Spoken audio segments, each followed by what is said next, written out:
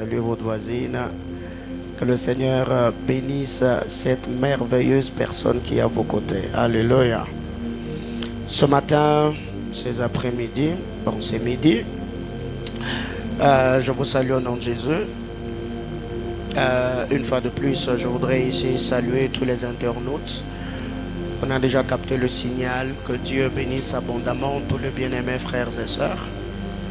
De partout, vous avez l'habitude de nous suivre. Que la grâce de notre Seigneur Jésus-Christ vous soit multipliée par son Esprit Saint. Vous êtes aux États-Unis, vous êtes en France, vous êtes au Cameroun, vous êtes au Gabon, vous êtes en Haïti, monsieur de l'Afrique du Sud, vous êtes à Kinshasa, vous êtes à Kasumbalesa, vous êtes à Kipushi, vous êtes à Kolwezi. Tous les bien-aimés de l'île Maurice, ceux de Guadeloupe, de partout, vous avez l'habitude de nous suivre. Que la grâce de notre Seigneur Jésus-Christ vous soit multipliée. Vous qui nous suivez sur TikTok, vous qui avez l'habitude de nous suivre sur Instagram, que la grâce de notre Seigneur Jésus-Christ vous soit multipliée. Nous, c'est les centres missionnaires Mahanaïm et nous croyons que la grâce qui accompagne cette commission et beaucoup plus ce message, c'est déversera dans la vie de chacun. Amen, amen. Ce matin, par la grâce du Seigneur, je voudrais, avant que nous ne lisons la parole de Dieu, que vous m'aidiez à recevoir une onction, un messager, un homme de Dieu très formidable. Ils sont à deux ce matin, mais je voudrais commencer avec le pasteur Emery. C'est un homme de Dieu formidable. L'année passée, quand nous sommes allés à Mbujimayi avec Maestro, invité à l'église sexe centrale que dirige le patriarche Papa Symphorien Kabamba-Chunza. Vraiment, en tout cas, j'étais entre les mains de Papa Emery, un homme de Dieu formidable, un porteur d'une grâce particulière. J'ai allé suivre, comme il était également intervenant dans le marathon de prière où nous étions invités. Vraiment un très bon et excellent prédicateur, un enseignant de la parole de Dieu. On était traités comme des petits princes. Avant même que je rentre, il est venu, il m'a pris, il m'a fait tourner la ville, il m'a dit, vous voyez ici, ah non. Papa Emery, vous êtes formidable. Et ce matin, il est ici. Est-ce qu'on peut m'aider à recevoir Papa Emery? Merci de tout cœur, Papa. Merci beaucoup d'être venu. Merci beaucoup. Vous êtes beaucoup pour moi. Merci beaucoup. Nous vous prions de reprendre votre place. Et ce matin, il m'a sur prière. J'ai vu son appel. J'étais tellement dans des choses. Je devais te rappeler. Mais après, je suis entré dans l'intercession avec les ouvriers jusqu'à minuit. Je n'ai pas pu. C'est l'adorateur Fiston Badi Banga. Le Sambe Fouta, qu'est-ce qu'on peut le recevoir? Ah, Bishop, très bien habillé. Merci beaucoup. En tout cas, nous bénissons le Seigneur pour ta vie. Donc, il n'est pas présenté dans la maison. Un homme de Dieu formidable. Merci beaucoup. Vraiment, lui, je l'ai connu il y a plusieurs années, je crois 8 ans ou 9 ans maintenant, en Afrique du Sud, quand j'étais à Johannesburg, je crois en 2017, quelque chose. Vraiment, c'est Fiston, vraiment, c'est un enfant de Dieu. C'est un enfant de Dieu. Et maintenant, il aime plus le Congo que l'Afrique du Sud. Bon, on va trouver on a cause. Donc, on bénit le Seigneur pour tout ce que nous voyons, ce que Dieu réalise dans ta vie, dans ton ministère. Tu es une très grande bénédiction pour nous. Tu es encore sur la ville où tu pars déjà? Ah, ok, bon. On va en parler après le message. Alors, je nous prie d'ouvrir nos Bibles, s'il vous plaît. 1 Roi, chapitre 2. Vous savez, la particularité avec le deuxième culte, c'est la soif, c'est l'esprit de prière, c'est l'esprit d'adoration, c'est l'esprit de louange. Nous venons chercher Dieu. Je me suis rendu compte que ceux qui viennent au premier culte, ils sont un peu trop cartésiens, ils regardent le temps, tout doit être un peu parfait. Ce qui fait que vous allez vous rendre compte que l'adoration, la chorale au premier culte, vraiment tout est fait en français. Tout est fait en français, même si j'ai un interprète. Mais c'est vraiment un culte de ceux qui ont beaucoup à faire. Et le second culte, c'est les cultes des assoiffés de la présence de Dieu. Et c'est dans ces seconds cultes que j'ai que je travaille bien comme prédicateur parce que le premier culte, je suis enseignant, je suis un peu carré. Alors, soyez les bienvenus dans la présence de Dieu. Ça te dit déjà quelque chose, hein? Alléluia. Gloire à Jésus. Alors, je disais que nous sommes dans 2 Rois chapitre 1 Roi chapitre 2. Nous allons lire les 10 premiers versets. 1 Roi chapitre 2, du 1er au 10e verset. 1 Roi chapitre 2, du verset 1er au verset 10. On peut lire la parole de Dieu ensemble. 1, 2, 3, go. David approchait du moment de sa mort. Il donna ses ordres à Salomon, son fils, en disant: je m'en vais par le chemin de toute la terre. Fortifie-toi et sois un homme. Observe le commandement de l'Éternel ton Dieu en marchant dans ses voies et en gardant ses lois, ses ordonnances, ses jugements et ses préceptes, selon ce qui est écrit dans la loi de Moïse, afin que tu réussisses dans tout ce que tu feras et partout où tu te tourneras. Et afin que l'Éternel accomplisse cette parole qu'il a prononcée sur moi, si tes fils prennent garde à leur voie, en marchant avec fidélité devant moi, de tout leur cœur et de toute leur âme, tu ne manqueras jamais un successeur sur le trône d'Israël. Tu sais ce que m'a fait Joab, fils de Tserouja, ce qu'il a fait à 2 chefs de l'armée d'Israël, à Abner, fils de Ner, et à Amasa, fils de Jether. Il les a tués, il a versé pendant la paix le sang de la guerre. Et il a mis le sang de la guerre sur la ceinture qu'il avait au rein et sur la chaussure qu'il avait au pied. Tu agiras selon ta sagesse et tu ne les laisseras pas, ses cheveux blancs, descendre en paix dans le séjour de mort. Tu traiteras avec bienveillance le fils de Barzillai, le Galadite, et ils seront de ceux qui se nourrissent de ta table, car ils ont agi de la même manière à mon égard en venant au-devant de moi lorsque je fouillais Absalom ton frère. Voici, tu as près de toi Shimei, fils de Gera, benjamite de Bachurim. Il a prononcé contre moi des malédictions violentes les jours où j'allais à Mahanaïm. Mais il est descendu à ma rencontre vers le Jourdain. Il faut bien souligner ça, vers le Jourdain. Et je lui jurai par l'Éternel en disant: je ne te ferai point mourir par le paix. Maintenant, tu ne les laisseras pas impunis, car tu es un homme sage. Et tu sais comment tu dois le traiter. Tu feras descendre ensanglantés ses cheveux blancs dans le séjour des morts. David se coucha avec ses pères et il fut enterré dans la cité de David. Parole du Seigneur. Je ne prierai pas à nos places et que Dieu bénisse sa parole. Je disais que Dieu bénisse sa parole. Alors, nous le savons très bien que par la grâce du Seigneur, depuis le début de ce mois de septembre, nous nous sommes entretenus autour de notre thématique art, sentence et degré de ceux qui veillent. Nous sommes une assemblée de veilleurs parce que nous l'avons dit, le Seigneur dans sa souveraineté, il a donné à chaque famille un gardien, il a donné à chaque ville un gardien.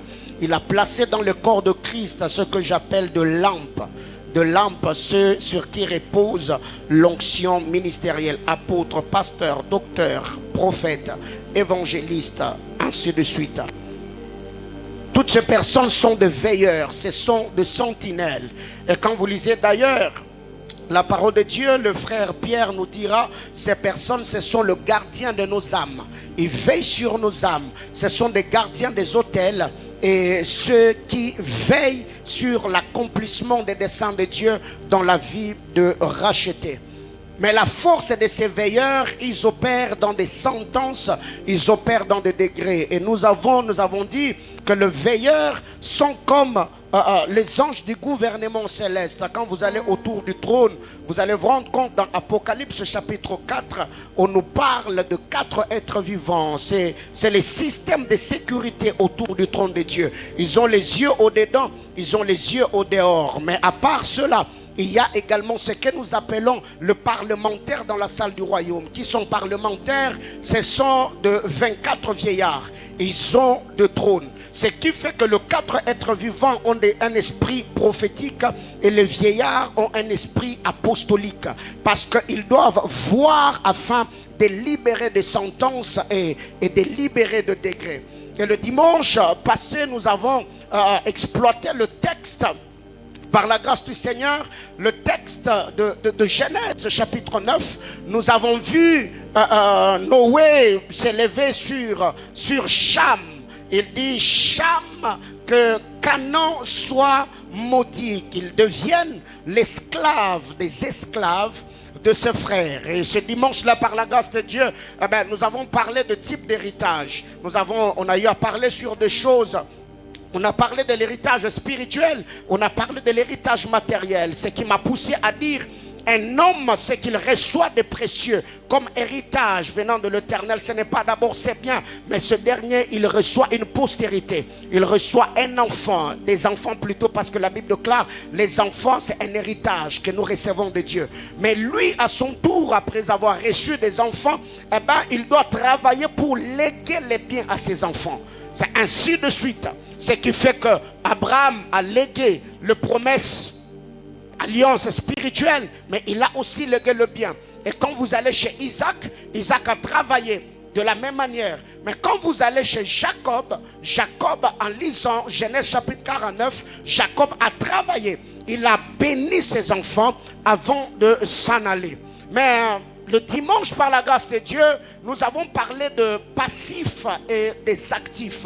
Quand on parle de l'héritage, il y a des bonnes et des mauvaises choses. Il y a des permis et des interdits. Ce qui fait qu'il y a dans certaines familles, eux, à leur tour, leur permis, c'est les études, mais leur interdit, c'est des bons contrats. Il y a des familles où leur permis, c'est des bons mariages, mais leur interdit, c'est la stabilité. D'autres personnes, leur permis, c'est le courage, mais leur interdit, c'est la prospérité. Vous verrez que dans cette famille, il y a plusieurs personnes qui sont courageuses. Ils sont intelligents, mais avec leur intelligence, ils finissent par s'asseoir sous le manguier, sous les orangers en jouant aux dames.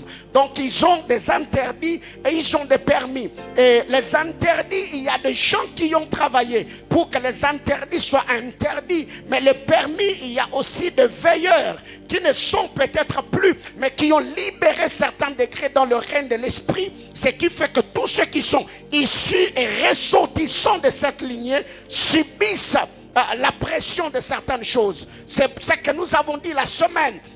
Quand vous lisez la parole de Dieu, Rachel se mourait alors qu'elle mettait au monde son deuxième fils qu'elle a appelé Ben-Oni, parce que Joseph n'est pas un nom, Joseph est une prière, Joseph est une prophétie, Joseph est un degré. Quand Rachel met au monde Joseph, elle dira que l'Éternel m'ajoute un autre fils. C'est ce qui fait que quand tu entends le nom de Joseph, le nom de Joseph n'est pas seulement un nom, mais le nom de Joseph est une prière qu'une femme fait monter, mais monter devant le Seigneur. Alors j'étais en train de dire à quelqu'un, certaines choses que le Seigneur fait entrer dans vos vies, ne laissez pas seulement ces choses entrer dans vos vies, mais attachez à chaque chose une identité particulière qui sera la porte d'une autre chose. Oh my God, est-ce que je peux prêcher ce matin comme je le sens? J'étais en train de dire que quand Joseph arrive, il faut que Joseph soit une prophétie, que la présence de Joseph soit un signe annonciateur d'une autre saison qui va arriver. Ce qui fait que quand Ben-Oni arrive, Rachel regarde et dit non, toi tu es le fils de ma douleur. Ça c'était l'interdit. On a attaché à la vie de Ben-Oni la vie de souffrance. Heureusement pour lui que Jacob était veilleur sur sa famille. Quand Jacob arrive, il regarde l'enfant et dit non, j'annule les décrets libérés par ta mère et moi je t'appelle Benjamin, le fils de ma droite. Bien-aimé dans le Seigneur, vous devez savoir dans cette vie, si vous n'avez personne qui peut parler sur vous, apprenez à parler sur vous-même. car la vie et la mort sont au pouvoir de la langue. Je vous ai toujours dit, quand vous allez dans une famille, quand vous allez dans une nation, quand vous allez dans une église, l'atmosphère spirituelle ambiante d'une nation est dans la bouche de ses autorités et dans la bouche du peuple. Quand vous allez dans une nation où le peuple maudit son propre pays, ne vous attendez pas que ce pays-là prospérera. Quand vous allez dans une église, si vous voulez comprendre l'atmosphère spirituelle d'une église, mettez le thermomètre dans la bouche du pasteur, dans la bouche du leader, parce que Jésus, alors qu'il parlait avec ses disciples, il leur dira: vous êtes devenus purs à cause de la parole que je vous ai annoncée. Autrement dit, ce que tu entends déterminera le pelage que tu auras. La qualité de ta vie est conditionnée par la qualité des paroles qui entrent dans tes oreilles. Non, non, non, ce n'est pas moi qui le dis, c'est le Père Jacob qui nous l'éprouve. Quand vous lisez la parole de Dieu, Jacob est chez Laban. Voyez-vous, le pelage de bête de Jacob était déterminé par les eaux qu'il buvait. Les eaux où il y avait les branches d'amandier, de peuplier et de platane, c'est ce qui déterminait le pelage qu'avait le brebis de Jacob et le brebis de Laban. Donc le pelage que tu auras est déterminé par la qualité des eaux que tu seras en train de boire. Vous êtes devenus purs à cause de ce que je vous ai annoncé. Donc si on parle de permis et des interdits, nous voyons David dans cette portion d'écriture que nous avons lue. On voit David s'entretenir avec Salomon. Il dit: Salomon, mon fils, écoute. Moi, je suis en train de m'en aller. Parmi les choses que David a dites à Salomon, nous voyons dans cette écriture, il y a le passif et les actifs. Le passif, ou les actifs, David commence avec les actifs. Il lui dit: observe le commandement de l'Éternel. Obéis à la parole de Dieu. Si je suis devenu roi David, parce que mon cœur s'était attaché à la loi de Dieu, obéis aux prescriptions du Seigneur, obéis aux lois, aux ordonnances, aux jugements, aux préceptes selon ce qui est écrit dans la loi de Moïse, afin que tu réussisses. David en fait était en train de dire à Salomon: si tu veux réussir, mets-toi à faire ce que Josué, fils de Nun, avait fait en son temps. Moïse lui a dit, Josué 1:8, que ces livres de la loi ne s'éloignent point de ta bouche, observe les jours et nuits. C'est alors que tu auras du succès, c'est alors que tu réussiras. Et David va dire la même chose à Salomon: tu réussiras dans tout ce que tu feras et partout où tu te tourneras, afin que l'Éternel accomplisse cette parole. L'accomplissement des promesses est dans l'observation de la parole de Dieu. La parole était prononcée sur David, mais cette parole n'était pas que pour David, cette parole était pour sa postérité aussi. Mais si tu veux hériter de la promesse que le Seigneur a faite à David, eh bien il faut observer aux ordonnances comme David. C'est pourquoi la Bible déclare dans le livre d'Hébreux, c'est par la foi et la persévérance que plusieurs ont hérité de promesses. Le promesse n'était pas à eux, le promesse était fait à d'autres personnes, mais parce que eux, à leur niveau, ils ont manifesté la foi et la persévérance de ceux qui avaient hérité de promesses, de ceux qui avaient reçu de promesses. Automatiquement leur attitude les a insérés sur la liste de ceux qui devaient vivre l'accomplissement de promesses. David dit: pour que cette parole s'accomplisse, et Dieu m'a dit que tu n'auras pas, tu ne manqueras pas un héritier, un successeur sur le trône. Mais quand vous allez au verset 5, David ouvre une brèche, il sort des actifs, il entre dans le passif. Il dit: souviens-toi de Joab, fils de Tserouja. Joab m'a fait du mal, Salomon. Il a tué Abner, fils de Ner. Il a tué Amasa, fils de Jeter. Les deux guerriers d'Israël sont tombés en temps de paix, comme si c'était en période de guerre. Et si j'ouvre une brèche, celui qui tue en temps de guerre est couronné. Celui qui tue en temps de paix est sanctionné. Parce qu'en temps de guerre, on parlera de la légitime défense. Mais celui qui tue en temps de paix, on parlera du meurtre. Et Joab a tué Amasa. Joab a tué Abner, fils de Ner. Et David, en son temps, il n'a pas fait couler le sang de Joab. Mais il va dire à Salomon, je sais que tu es un homme sage. Tu sais comment tu vas traiter Joab, fils de Tserouja. Et David n'a pas seulement dit, tu vas tuer Joab de peur qu'un autre Joab tombe. David a bien précisé, il a dit Joab, fils de Tserouja. Et Joab dont il est question ici, il était le neveu de David. Parce que Tserouja était la sœur à David. Mais malgré cela, David sort des actifs. Il entre dans le passif. Il était au fait en train de dire à Salomon, moi j'étais un homme de guerre. Si Joab s'est attaqué à ceux qui faisaient ma force, ce n'est pas toi l'homme de paix que Joab craindra. Si tu veux affermir ton trône, mets hors l'état de nuire tous ceux qui se sont attaqués à moi, car ils pourront s'attaquer à toi. C'est pourquoi quand vous lisez dans Apocalypse, la Bible déclare le grand dragon, quand il n'a pas pu atteindre la femme et son bébé, il s'en alla, animé d'une très grande colère, faisant la guerre à sa postérité. C'est que les combats que les parents n'arrivent pas à remporter, automatiquement ces combats, les enfants peuvent les hériter. Parce que vous devez savoir, les démons ne meurent pas, nous l'avons toujours dit. Les hommes meurent, mais les alliances demeurent. Les esprits qui ont combattu tes aïeux ne sont pas morts avec eux. Ces esprits, ils peuvent même s'adapter à la génération présente et opérant dans le règne de l'esprit, juste pour pourrir la destinée des hommes. Vous devez savoir, mes amis, la vie est tellement complexe. Ces derniers est fait de challenge et de bataille. À tel enseigne que si tu ne lèves pas ton esprit, afin de comprendre les interdits et les permis de votre famille, toi tu penseras peut-être que c'est l'économie du Congo qui te pose problème, alors que chez vous c'est l'alliance de la pauvreté qui empêche plusieurs d'émerger. Mais dès que tu y as la compréhension, peu importe l'environnement dans lequel tu seras en train de vivre, la compréhension que tu auras créera en toi l'esprit de révolution. Et la révolution t'amènera à livrer des batailles spirituelles afin de créer un climat, un environnement sain dans lequel tu vas opérer. Car c'est possible. Alors que les Philistins sont frappés par la sécheresse. Genèse 26, la Bible déclare, Isaac, lui, il s'aima cette année-là. Il recueillit les centuples, car l'Éternel le bénit. Ma prière devant le trône de Dieu, que le restant de mois de cette année soit pour toi comme l'année d'Isaac. Isaac est fils d'Abraham, mais elle n'opère pas à la même fréquence.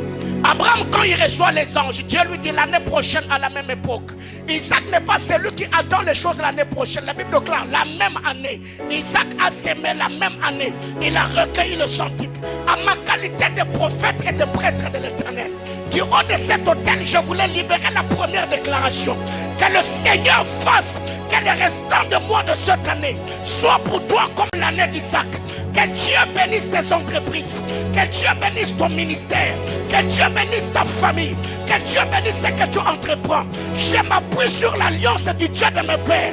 Je lève ma main du haut de l'autel. Que le ciel prenne acte des paroles qui sortent de ma bouche. Que Dieu te catapulte de manière spectaculaire et surnaturelle. Et te positionne là où tu dois être. Je viens ici parler à tout hôtel qui te maintenait dans les interdits, t'empêcha d'avoir accès au permis. Que ton nom figure sur la liste des grandes personnalités de cette nation. Que ta foi traverse les frontières. Je libère ces paroles sur ta vie au nom puissant de Jésus. Et j'entends quelqu'un me dire amen. Reprends ta place. Salomon ne laisse pas Joab, fils de Tserouja. Tu agiras selon ta sagesse. Mais le verset 7, David sort un moment de passif, il rentre dans les actifs. Il dit Salomon, souviens-toi des fils de Barzillai, le Galadite. Ils ont manifesté la bienveillance envers moi. Permets que ces enfants et ces âmes soient ceux qui se nourrissent à ta table parce qu'ils m'ont traité gentiment alors que je fouillais Absalom ton frère. Mes amis, écoutez, que Dieu te fasse grâce. Que ton nom ne figure pas sur la liste de Joab, mais que ton nom soit parmi les fils de Barzillai. Les fils de Barzillai ont hérité des biens de David parce que leur père avait secouru, avait assisté David, avait manifesté la bienveillance envers David alors que David était dans le problème. Mes amis, écoutez, tout roi finira par traverser un peu de zones de turbulence. Il y a des moments où quand nous sommes en train de fuir Absalom, Shimei peut se lever et nous maudire. Mais si tu es David, ne te concentre pas que sur Shimei. Dieu peut aussi t'envoyer Barzillai pour te consoler. Shimei est celui qui sabote l'onction du roi et libère les violentes malédictions. Mais j'étais en train d'annoncer à quelqu'un, David est celui que Dieu a appelé. David est celui que Dieu a oint. Alors, lors de cet hôtel, je voulais libérer la deuxième déclaration. Shimei a maudit David. Mais les malédictions de David et de Shimei étaient nulles et sans effet. Je lève ma main lors de cet hôtel. Je décrète et déclare, quiconque s'aventurera, libérant des paroles négatives sur ta vie, toi tu n'es pas de ceux qui tombent par la méchanceté des hommes. La grâce du Seigneur t'affermira dans les tentes de l'Éternel. Tu témoigneras sa fidélité. Ma prière au trône, s'il y a ceux qui t'ont quitté comme Shimei, j'ai pris que le Seigneur place sur ton chemin de Barzillai des hommes qui vont te traiter avec bienveillance. J'étais en train de dire à quelqu'un que la grâce du bien-aimé Sauveur place sur ton chemin des esprits bienfaiteurs, des hommes qui viendront te consoler, des hommes qui feront du bien. J'étais en train de parler à quelqu'un qui ressemble à Ruth la Moabite. Elle a perdu son beau-père, elle a perdu son mari. Mais quand elle va à Bethléem, il y a un homme qu'on appelle Boaz, qui ne parlera pas que dans les oreilles de Ruth, mais qui consolera son cœur. J'étais en train de dire à quelqu'un que Dieu mette sur ton chemin de Barzillai des hommes et de femmes qui viendront te soutenir. Tu es comme Rachel, tu es en train de mettre au monde, mais que les sages femmes soient à tes côtés pour te dire c'est un garçon. Oh my God. Reprends d'abord ta place. Reprends ta place. David dit, souviens-toi, souviens-toi, souviens-toi des fils de Barzillai, le Galadite, et ils seront de ceux qui se nourrissent de ta table. Il ne dit pas souviens-toi de Barzillai, il dit souviens-toi de ses fils. Parce que Barzillai était un père qui avait le discernement des temps et des saisons. Il a travaillé et ses fils se sont retrouvés à la table de David. Bien-aimés dans le Seigneur, écoutez, quand vous lisez la parole de Dieu, David, alors qu'il entrait à Jérusalem, le boiteux, les aveugles lui ont barré la route. Et David a dit, c'est lui qui battra ce boiteux et qui me permettra de posséder la ville, je l'honorerai. Et David, quand il a pris la ville, David a dit que le boiteux, le paralytique n'entreront jamais dans la cité de David. Mais vous savez quoi? Dieu, dans sa souveraineté, il s'arrange toujours parce que la grâce a toujours précédé la loi. Hein? Les permis ont toujours précédé les interdits. Hein? Non, c'est pas moi qui l'ai dit. Posez la question à Adam, il vous dira. Adam a vécu la grâce dans le jardin d'Éden avant que la loi n'arrive. Hein? Partout où il y a des interdits, regardez, les permis ont toujours précédé les interdits. Il se fait qu'avant que David ne devienne roi, Jonathan, fils de Saül, avait déjà traité alliance avec lui. C'est que là où l'alliance est traitée, l'alliance est le défenseur des faibles. L'alliance est l'environnement sain qui permet aux ceux qui sont qualifiés d'être qualifiés. Quand vous regardez dans la maison de David, vous allez vous rendre compte, il y a un infiltré, un rescapé qui se retrouve dans la maison de David. Nous l'appelons Mephibosheth. Mephibosheth est un perclus de pied. Mephibosheth est un homme qui n'a pas l'usage de ses pieds. Mais David, c'est toi-même qui as dit, aucun boiteux n'entrera à Jérusalem. Mephibosheth n'est pas seulement entré à Jérusalem, Mephibosheth est allé plus loin jusque dans la maison de David. Il est allé plus loin jusqu'à s'asseoir à la table de David. C'est que si vous voyez, c'est l'heure de déjeuner, c'est l'heure du goûter, c'est l'heure de souper, c'est l'heure de dîner, et qu'il y a Salomon qui sort, il y a Absalom qui entre, il y a Adonijah qui s'approche, il y a Tamar qui entre. Et ils sont qualifiés parce que ce sont les fils du roi. Mais moi je suis comme Mephibosheth. Je n'ai pas le sang de David, mais il y a l'alliance qui m'a fait entrer. Oh my God. J'étais en train de dire à quelqu'un, il y a ces jours-là, alors que nous serons en train d'entrer, celui-ci on l'appellera Joab, il est juif. L'autre on l'appellera Benjamin, il est de l'alliance abrahamique. Après il y a nous, je dis après il y a nous, je disais après il y a nous. Moi je m'appelle Paulin Mbombo. C'est que je ne suis pas juif de sang, mais je suis juif d'esprit. J'étais en train de dire à quelqu'un, c'est pourquoi la Bible déclare, il est allé vers le sien, les siens ne l'ont pas reçu, il s'est tourné vers les nations. Il devait se tourner vers les nations pour que Babi soba oyo, tokoma bananzam. Même si tu te rencontré au Tour Eiffel avec un juif qui ne t'intimide pas, parce que lui s'appelle juif, lui il est le sable de la terre, moi je suis les étoiles. Parce qu'Abraham a deux postérités. Les sables qui sont au bord de la mer et les étoiles qui sont placées là-haut. J'étais en train de dire à quelqu'un, moi je suis de la race de Barzilai. S'il y a ceux qui maudissent le roi, moi je suis ceux qui peuvent consoler le roi. Ma prière devant le trône de Dieu, que Dieu fasse de toi la génération de Barzilai, ceux qui vont aider ceux qui sont dans le besoin, afin de créer un réseau qui va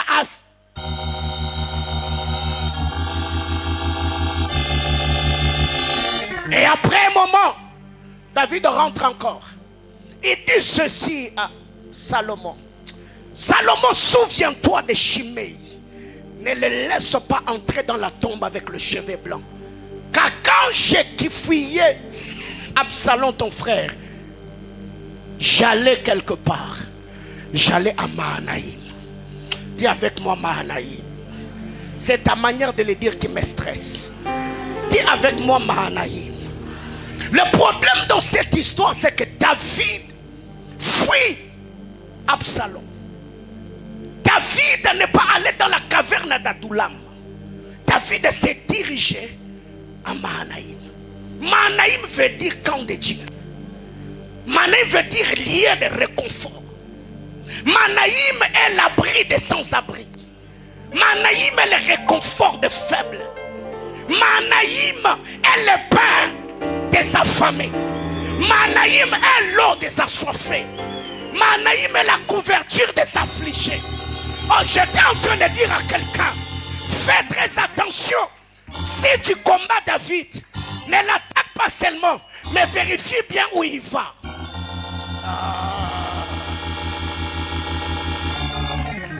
Mahanaïm, quand Jacob a rencontré les anges, il a dit, ça c'est le camp de Dieu. C'est le QG de l'armée céleste. Le problème avec Salomon, avec Absalom, le problème avec Shimei, ils se sont attaqués à David, mais sans savoir où David allait. Dis avec moi Mahanaïm.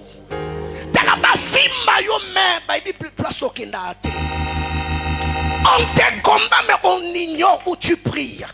Mahanaïm est une alliance. Mahanaïm est une juridiction où quand tu entres faible, tu sortiras fort. Ou quand tu entres affamé, le pain te fortifiera. Ou quand tu entres désespéré, la force de l'Éternel se tiendra. Dis à ton voisin, je suis à Mahanaïm. Et Shimei maudit David, alors que David allait à Mahanaïm. Quand David sort de Mahanaïm, il est comme l'aigle qui s'est renouvelé. J'ai quitté Jérusalem, peureux, tête baissée, poursuivi par Absalom. Mais après que je sois sorti de Mahanaïm, C'est lui qui me maudissait alors que j'allais à Mahanaïm. Et c'est lui qui est venu demander pardon alors que je sortais. J'étais en train de dire à quelqu'un, n'aie pas peur. Yo yakakaka. Viens tel que tu es. Le problème sera à la sortie. Shimei a maudit alors que tu partais. David arrive à Mahanaïm. Il reçoit. Il se recharge. Il est téléchargé. Il est rempli. Mais quand David sort de Mahanaïm, la Bible déclare, c'est là que Shimei va venir rencontrer David pour demander pardon. Mais Shimei a rencontré David où? Dis avec moi, les Jourdain. Shimei a rencontré David au Jourdain. Le Jourdain, c'est le lieu de la repentance. Jourdain, c'est le lieu de la confession. Jourdain, c'est le lieu où l'autel a quitté le milieu des eaux et l'autel s'est dressé en dehors des eaux. Le Jourdain, c'est le lieu de la circoncision. Le Jourdain, c'est le lieu de la traversée. Parce que Élie et Élisa, après avoir traversé le Jourdain, c'est l'ascension qui est arrivée. Et c'est là que Shimei va rencontrer David au Jourdain. Il dit, quand on est au Jourdain, il n'y a que négociation. Parce que tous ceux qui venaient au Jourdain, malgré leurs péchés, là au Jourdain, ils se confessaient. Ils recevaient le pardon et rentraient dans leur maison justifiée. Bien-aimés dans le Seigneur, il y a une vérité importante que nous devons retenir dans cette histoire. Quand David sort, parce qu'il a rencontré Shimei au Jourdain, David ne peut pas tuer. Parce que tu es venu au Jourdain, je ne te tue pas. Au Jourdain, on ne tue pas. Au Jourdain, on pardonne. Au Jourdain, on confesse. Mais David vient maintenant. Il dit à Salomon, il m'a rencontré au Jourdain. Je lui ai juré par l'Éternel que je ne le ferai pas tomber. C'est que moi, je n'ai pas fini. Salomon, achève-le. Parce que Élie a reçu l'instruction du Seigneur. Celui qui échappera à l'épée de Jaïu, Azaël le fera mourir. Celui qui échappera à l'épée d'Azaël, Élisée le fera mourir. C'est que nous avons formé un réseau de bagarreurs.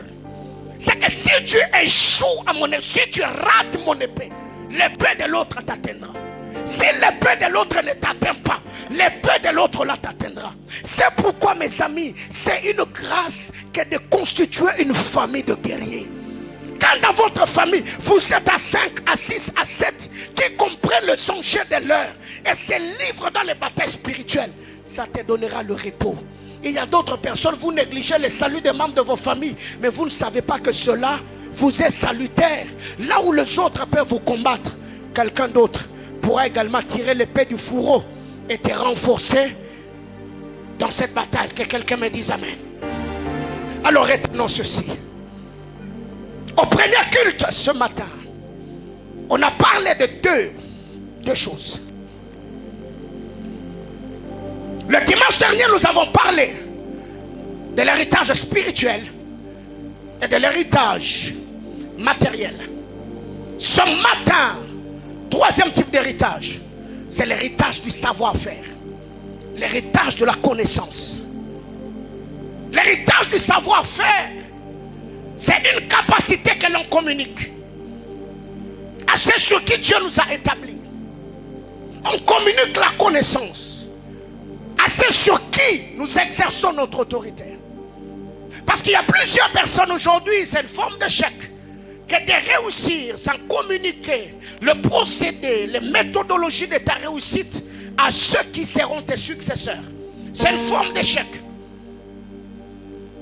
Réussir n'est pas gagner sa vie. Réussir, c'est permettre aux autres de gagner leur vie en étant à tes côtés. Et c'est par la communication du savoir-faire qui permettra à d'autres personnes. J'entends des gens au Congo dire non, je suis béni. Être béni n'est pas avoir des biens. Être béni, c'est combien sont bénis en étant à tes côtés. Avoir l'argent n'est pas avoir beaucoup d'argent dans ton compte en banque. C'est combien ont eu en étant à tes côtés. Alors, dans l'héritage du savoir-faire, nous avons des passifs, nous avons aussi des actifs. Nous avons des permis, nous avons des interdits. Première chose, dans le passif, avoir des enfants qui ne savent pas faire ce que tu fais, c'est une forme d'échec. Quand vous allez chez les sémites, dans la culture juive, tout enfant qui naissait d'une famille, le premier métier qu'il devait apprendre, c'est le métier de son père. Il devait apprendre à faire ce que son père faisait, afin de faire prospérer l'entreprise familiale. Et tout père avisé plaçait son fils entre 6 ou 7 de ses amis, pour que son fils n'apprenne pas seulement son métier, mais qu'il apprenne aussi les métiers de ceux qui sont amis à son père.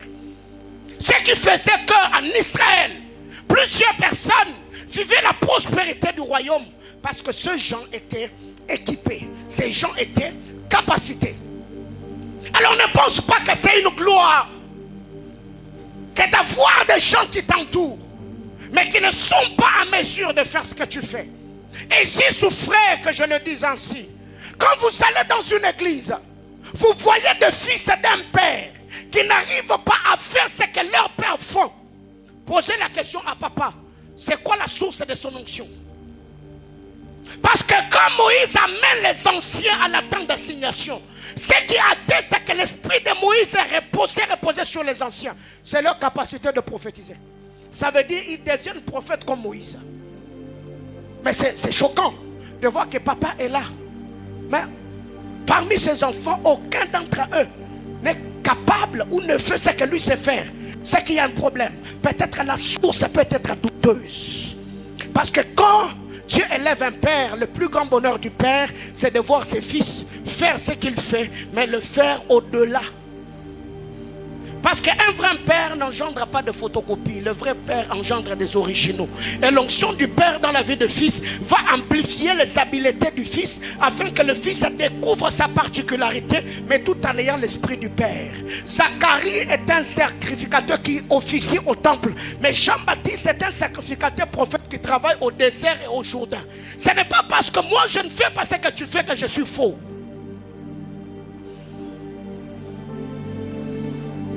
Avoir des enfants qui ne savent pas faire ce que tu fais, c'est une forme de chèque.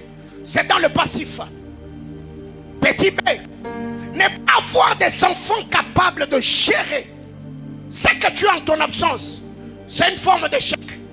Ça, c'était l'erreur du père au fils prodigue. Il avait des enfants. L'un avait l'esprit entrepreneurial, l'autre n'avait pas l'esprit créatrice. C'est lui qui avait l'esprit entrepreneurial. Le père lui a donné le bien. Comme lui avait l'esprit du travail, il est resté dans la maison du père. Il n'a jamais perdu ce que le père lui avait donné. Mais c'est lui qui ne savait pas gérer le bien du père en l'absence du père. Il est allé dans un pays lointain. Il a dilapidé tout ce que son père lui avait donné. Mon ami, il faut savoir aujourd'hui, si toi aujourd'hui, tes parents ne t'ont rien légué, c'est que toi à ton tour, cet enseignement, grave-le sur la table de ton cœur. Quand tu seras parent, forme tes enfants afin à tel enseigne qu'après toi, que ces enfants soient en mesure de garder, de faire prospérer ce que tu vas leur léguer. Car la majorité des gens aujourd'hui, vous allez vous rendre compte, au Congo, voire même en Afrique, on n'a pas beaucoup d'entreprises familiales.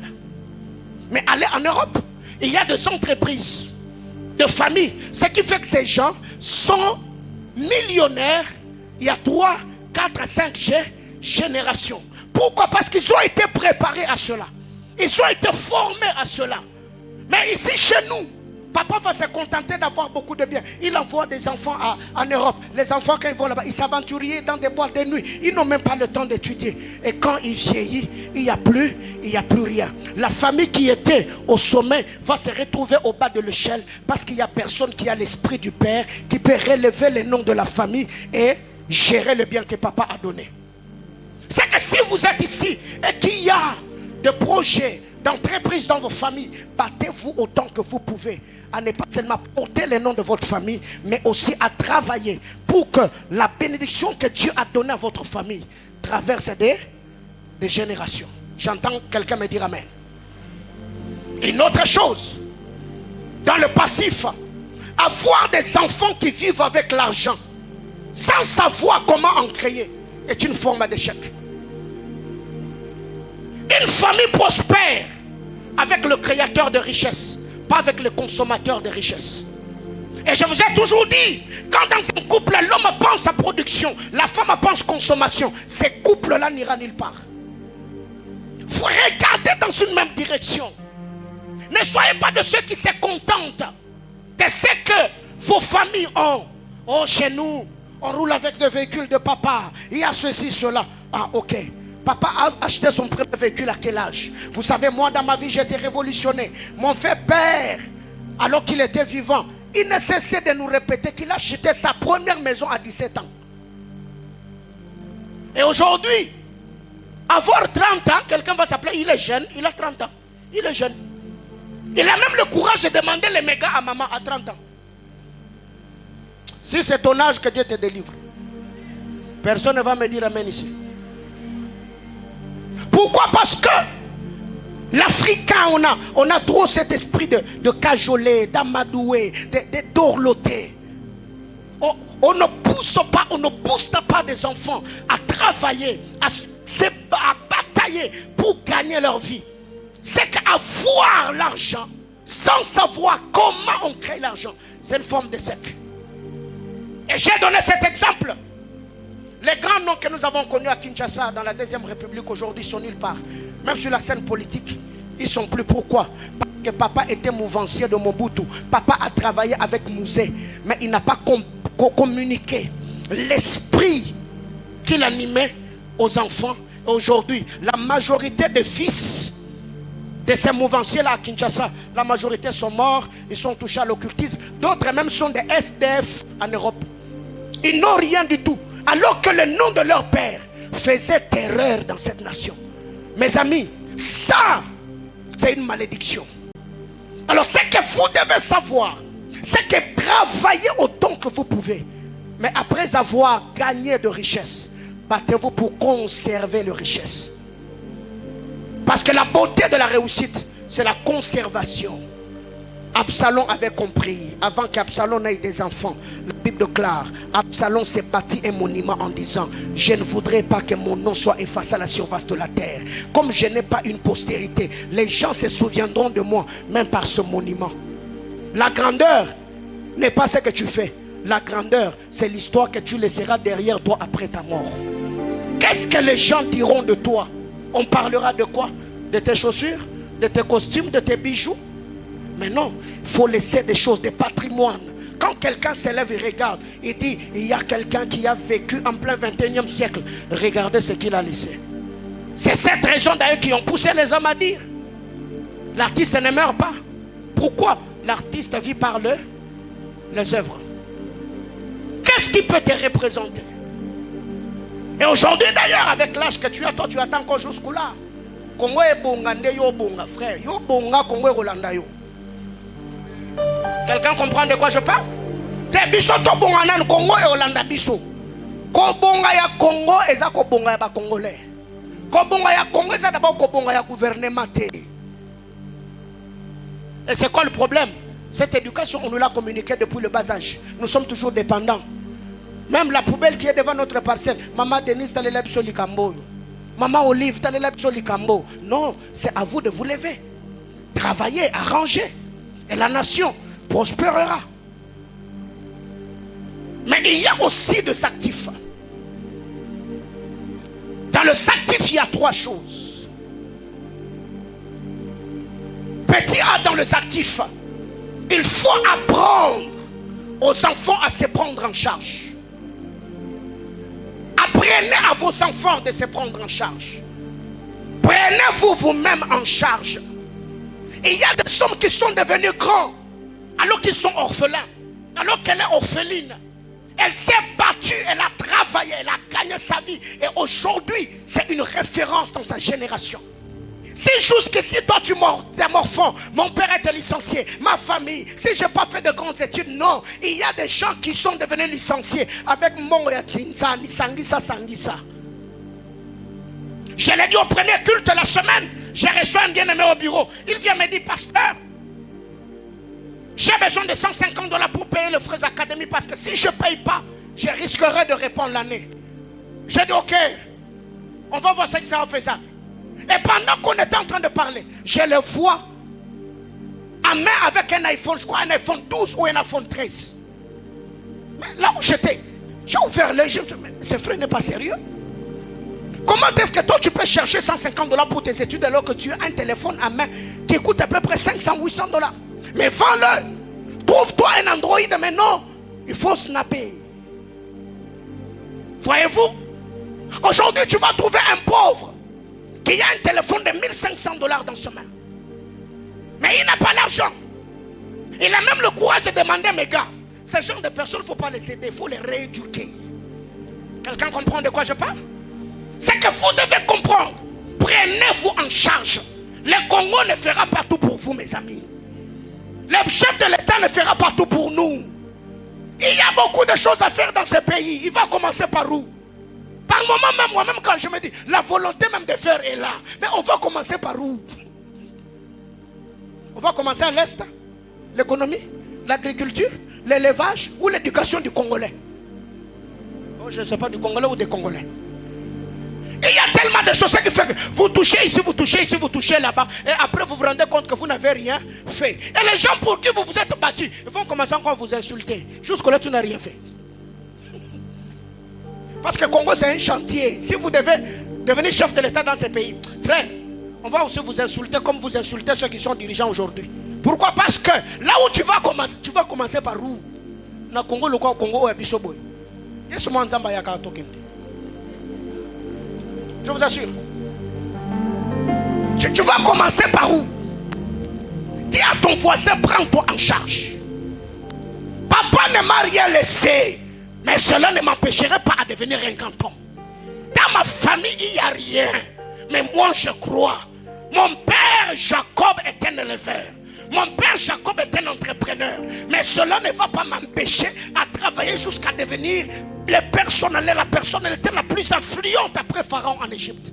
C'est que c'est possible de devenir quelqu'un et quelque chose si seulement tu le veux. Bien aimés frères, tous ceux qui sont à tes côtés là, les gens que vous enviez aujourd'hui, vous ne savez pas par où ils sont passés. Hein?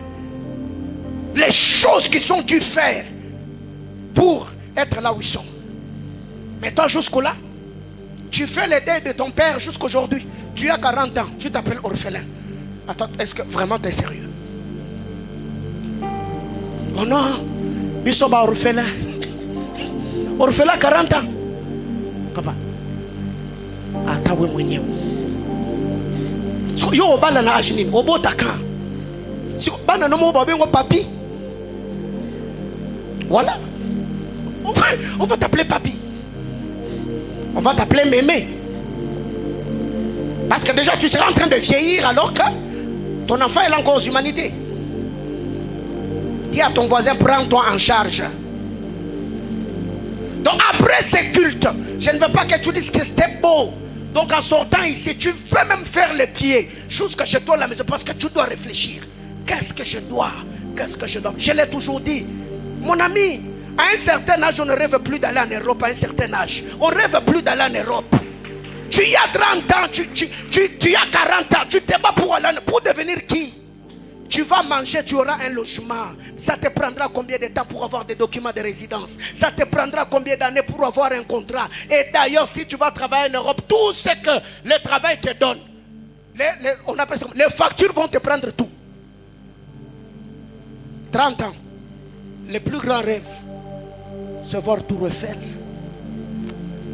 Ça me n'a dit que Nadia n'a mikili Nadia, voilà Nadia. Son ormina mikili. La paye li panzi moi Kanda, Marité François Girbeau. Betty Gondo moi Kanda. Roberto Cavalli. Après je suis torche nu. C'est ça la vie, hein. Moi rêve à Baki Noir. Alléluia. Quelqu'un, il vit à Kinshasa, mais il a la cartographie de la... Il peut t'expliquer, te donner l'adresse de la France. Tu vois quand tu... Ah Seigneur, on est terrible. Hein? Africain n'est pas ton frère, mon ami. Dis à ton voisin, prends-toi en charge. À cet âge, toi tu as 30 ans, tu rêves en année. Pour faire quoi? Pour devenir qui? Tu dépenses 10 000 $ pour aller en Europe, alors que 10 000 $, tu peux créer l'entreprise au Congo. Avec les 5 000 $ là que tu veux aller en Europe, tu as 5 000. D'ailleurs, là où tu vas, tu ne sais même pas ce que tu vas faire là-bas. Alors qu'avec 5 000, tu peux investir ici et devenir grand. Pourquoi? Parce qu'on nous a fait voir qu'il y a mieux. Il y a ceux qui sont nés natifs d'origine française, SDF. Il est né là-bas, grandi là-bas. Il a passé tout son temps en Afrique du Sud. Il y a des gens ici qui ne feront jamais le travail de garderie, gardiennage. Mais, dans Mali, l'Afrique du Sud, à sa gardiennage. Mais, à tête, nous avons une photo. On a ben. On a joué au travail, ben. On a un pire, ben. Frère, ben. Papa, ben ne paye pas loyer. Ben ne paye pas de facture. À un certain âge, vaut mieux d'ailleurs que vous avez longi tout, mais compte en banque, a blindé mon ami. Oh. Tu vois les sœurs d'aujourd'hui, là, ne sont pas seulement la beauté et l'éloquence. Hein? Ton français là ne paye pas facture, yaya. Hein? Oui. Il y a des hommes comme ça, quand tu regardes la femme, tu regardes l'homme, tu dis, elle a suivi quoi même? Papa, argent. Mais toi, à part l'onction, la vie de prière, tu n'as rien du tout.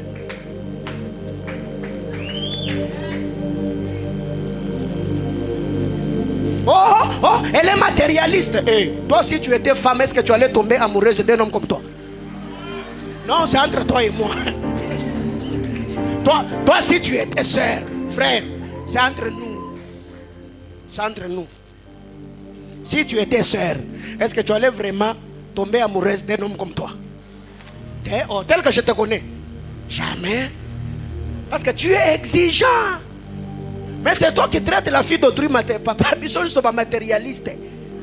Ouais. Yo là, n'a pas la beauté, n'a pas la pour la mbongo. Et cassite. Eh, bolingo fait les assoutes.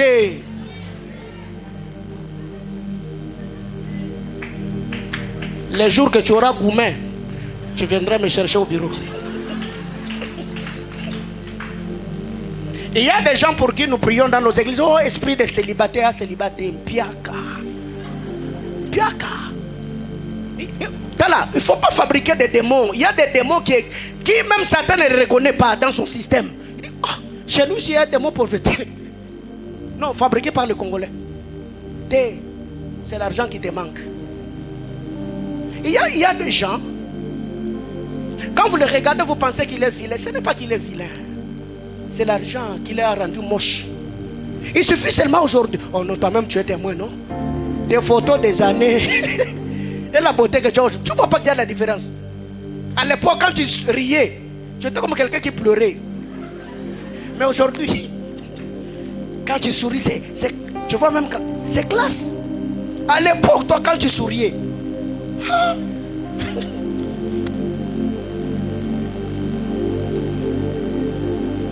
je vais te choquer. Tu sais que toutes les fois où tu vas chez quelqu'un et que ses enfants pleurent, on dit, on va appeler tonton Emmanuel, c'est pas un respect. Tu sais qu'on ne te respecte pas. Mais toi, par moment, tu penses que parce que tu es rigoureux. Non, tu fais peur aux enfants.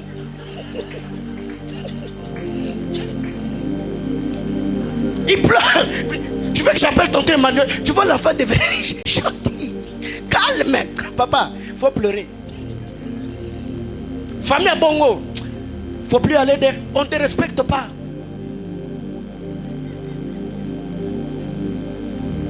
Et tu verras, quand tu vas là-bas, tu trouves les enfants même en train de jouer.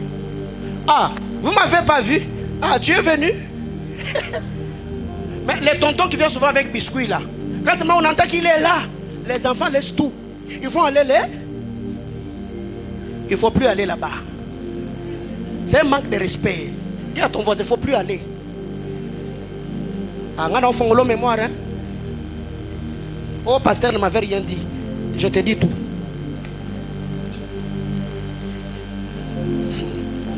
Autre chose, il faut apprendre à devenir créateur de richesse. Il faut créer les richesses. Travailler. Mes amis, la Bible déclare les richesses ont des ailes. Les richesses sont capricieuses. Est-ce que vous avez déjà vu les cobaltes partout là? Non. Les choses précieuses sont enfouies. C'est pourquoi même la Bible déclare la gloire de Dieu est de cacher et de sonder les choses. La gloire du roi est de révéler les choses. C'est lui qui cache et ceux qui sondent ont un même esprit. La gloire de Dieu est de cacher les choses. C'est lui qui cache un roi, ceux qui sondent son roi, même esprit. Devenez créateur de richesse. C'est pourquoi Dieu a dit dans Deutéronome, dis aux enfants d'Israël, je leur donnerai la force de faire quoi? De faire quoi? De s'acquérir les richesses. C'est que pour avoir la richesse, ce n'est pas seulement synonyme d'avoir les habiletés naturelles. Il faut avoir une grâce particulière. Il faut avoir une onction, il faut avoir une alliance. Mon ami, la volonté ne suffit pas pour avoir l'argent. Si la volonté suffisait au Congo, on allait avoir des multimilliardaires, des multimillionnaires, des entreprises qui gèrent des millions d'argent. Mais vous verrez qu'au-delà de notre volonté, nous sommes au bas de l'échelle, nous croupissons parce qu'on ne s'arrête que là. Non. Dis à ton voisin que Dieu te donne cette force. Il faut devenir créateur de richesses. Dernière chose ce matin, l'héritage relationnel. Il faut communiquer aux enfants l'héritage relationnel. Ceux qui sont intelligents, surtout nous qui vivons en plein 21e siècle, les gens vivent en réseau. Les gens montent en réseau. Il y a des gens qui pensent que c'est une gloire quand ils vivent dans la solitude. Ah, moi je ne m'occupe pas des gens. Hein. Même dans cet examen, quand je vais manger, je viens communier avec Jésus. Hein. Oh, même Dieu lui-même dans son royaume, il travaille en réseau. Lisez la Bible dans Genèse chapitre 11. Descendons. Là, confondons leur langage. Dieu est une unité composée. Pourquoi il y a des quatre êtres vivants? Pourquoi il y a des séraphins? Pourquoi il y a des chérubins? Pourquoi il y a des anges et des archanges? Même Dieu travaille en réseau. Ce que j'aime dans cette histoire, quand vous allez dans les livres de Jean, André, le fils de Zébédée, travaillait avec Zébédée leur père. Entreprise familiale, ils travaillaient en réseau. Et vous pensez qu'après avoir tout laissé, on n'a jamais vu Jean et André, Jean et Jacques aller dire à Jésus, nous qui avons tout abandonné. Non, parce que sûrement, et ils sont allés gagner les âmes, exercer le ministère avec Jésus. Zébédée est resté avec l'entreprise de la famille. Mais Pierre qui avait tout laissé, il a commencé à se plaindre. Nous qui avons tout abandonné et t'avons suivi, Tozoanine. Chose que le fils de Zébédée n'ont jamais dit. Parce qu'eux étaient dans un système qui les a permis de travailler, mais aussi leur père a continué avec leur entreprise familiale. Apprenez à travailler en réseau.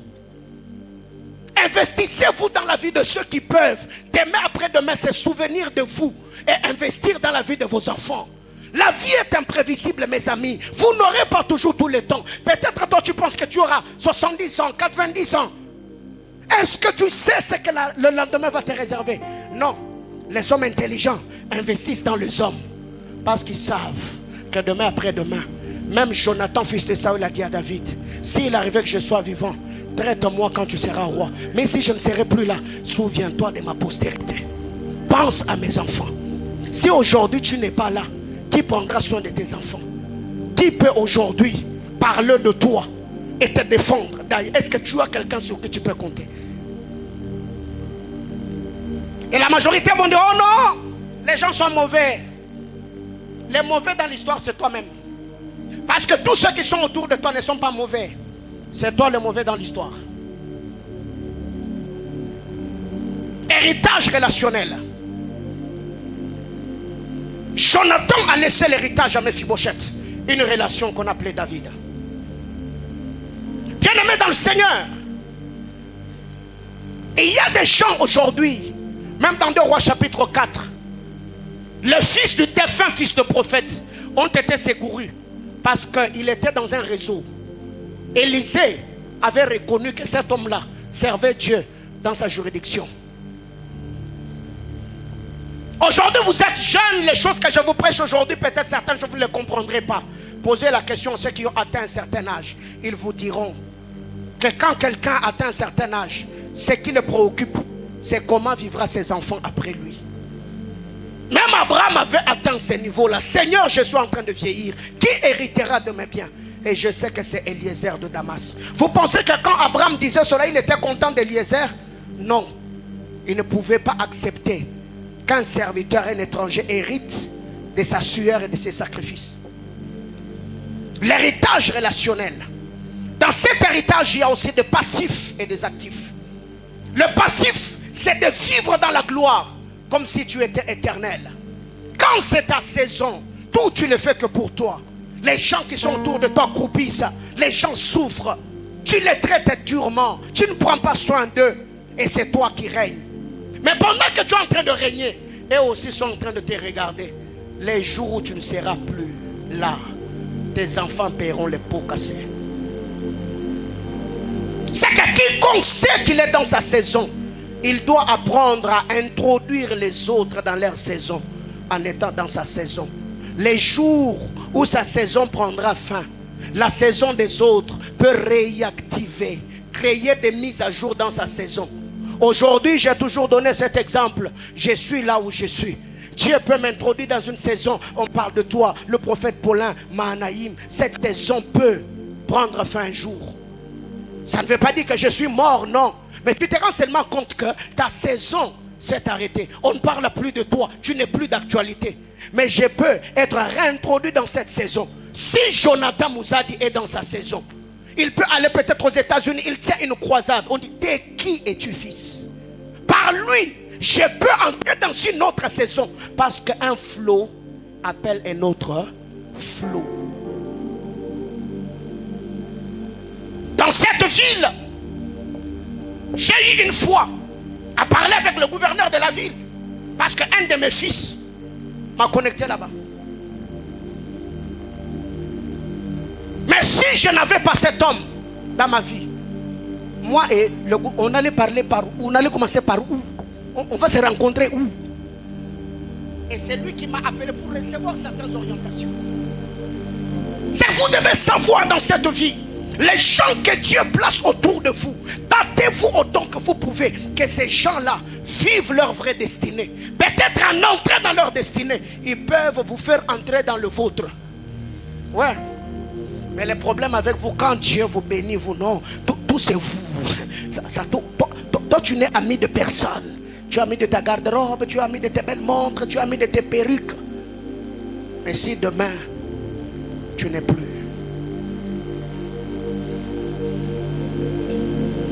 Mais aussi, t'entourer des improductifs qui profitent de toi, c'est une forme d'échec où tu es dans la gloire. Tu investis que dans le flatteur, des gens qui te flattent, des gens qui te flattent. Oh, tu es prêtre, yo l'équibango, yo ne musée, yo ne ceci, yo ne cela. Et ça, c'est ce qui fait la faiblesse des Congolais, des Africains.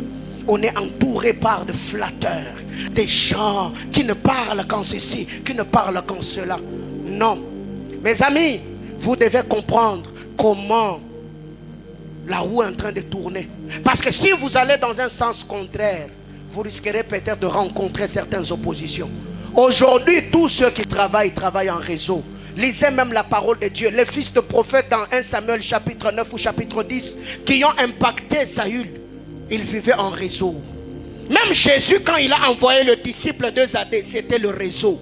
Même dans Actes chapitre 13, quand on a envoyé Paul et Silas, c'était un réseau. Si aujourd'hui vous vivez seul, vous n'aurez pas un témoin qui peut raconter votre histoire. Tous ceux qui ont marché avec Dieu, Dieu les connectait toujours à certaines hommes qui les introduisaient dans leur saison. Ainsi, ils créaient la plateforme où ils étaient en train de travailler. Et même aujourd'hui, nous qui sommes dans le ministère, moi j'ai connu le pasteur Emery, c'est parce que mon frère, le pasteur Fernand Kongolo, m'a recommandé à Mbujimayi. C'est un réseau. Je suis allé prêcher là-bas. En allant prêcher là-bas, je l'ai rencontré. Aujourd'hui, par lui, je peux rencontrer quelqu'un d'autre. Par moi, il peut rencontrer quelqu'un d'autre. C'est comme cela que la vie. Mais imaginez-vous, tout c'est toi. Non, tout c'est toi. Toi, tu es tellement toi que personne d'autre ne t'intéresse. Ce matin, je voudrais m'arrêter ici. qu'est-ce que je suis en train de dire à l'église? Nous avons grandi dans une nation, dans un environnement où nous n'avons pas la notion d'héritage. La majorité des choses que nous avons reçues comme héritage, c'est des problèmes, des liens, des démons, des malédictions. C'est la majorité des choses que nous avons héritées, c'est ça. Et des insultes. Toi déjà, quand tu étais jeune, on te disait quoi? Il ne faut pas dire ici, hein. On ne veut pas abîmer l'atmosphère du culte. Il y a des gens qui ont grandi comme ça. L'autre, c'est... Toi seulement quand tu fais quelque chose, toi on t'insulte même pas, on te fait seulement ça. Ce qui veut dire ma vonda. Tu vois là, les ampoules. Et tu as grandi avec ça. Ce qui fait que quand tu arrives quelque part, on te dit, ah, tu as des beaux yeux. Hein? Directement tu dis, beaux yeux. Bon. Explique-moi. Quand tu dis beaux yeux là, qu'est-ce que tu veux dire par là? Oh, j'ai rien dit. Mais tu vois, tu as traîné 30 ans, 40 ans, 20 ans de ta vie avec ça. Et quand tu rencontres quelqu'un qui apprécie les beaux yeux, toi ça te blesse. Alors ce matin, je voudrais que l'on prie. On va prier pendant 5 minutes. Et je vais m'efforcer qu'on reste dans le temps. Il est 13h10 alors que le culte prendra fin à 13h30. On va prier ce matin. On a parlé de sentences et de degrés. Le degré, c'est le permis. Ça veut dire c'est ce qui va travailler pour nous. Les sentences, c'est notre environnement de sécurité. C'est ce qui va nous sécuriser. Et ces deux choses sont ceux qui ont accompagné la vie des enfants d'Israël. Si tu veux vaincre les enfants de Jacob, ressuscite leur père. Prends ce qu'il avait dit, remets-le dans sa bouche. Jacob est parti. Josué a parlé sur Jéricho, il est parti. Mais quand Yel de Bethel est venu, il a subi les paroles que Josué avait libérées sur la ville. Mes amis, vous devez savoir aujourd'hui, c'est possible de ne pas enlever, modifier toute la malédiction de ta famille. Mais c'est possible de te frayer un chemin de détour. La montagne, l'autel de malédiction reste là. Mais toi tu frayes le chemin. Afin que tu vives la loi de l'exception, la Bible déclare. Vous verrez de nouveau la différence entre ceux qui me servent et ceux qui ne me servent pas. Est-ce que quelqu'un peut se lever ce matin? Nous allons prier le Seigneur.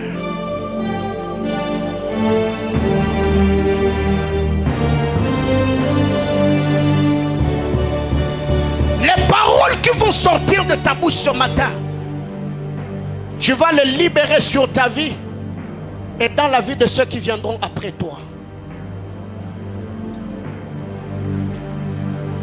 Même Jésus a dit, vous aurez le centuple dans ce siècle et la vie éternelle dans le siècle à venir.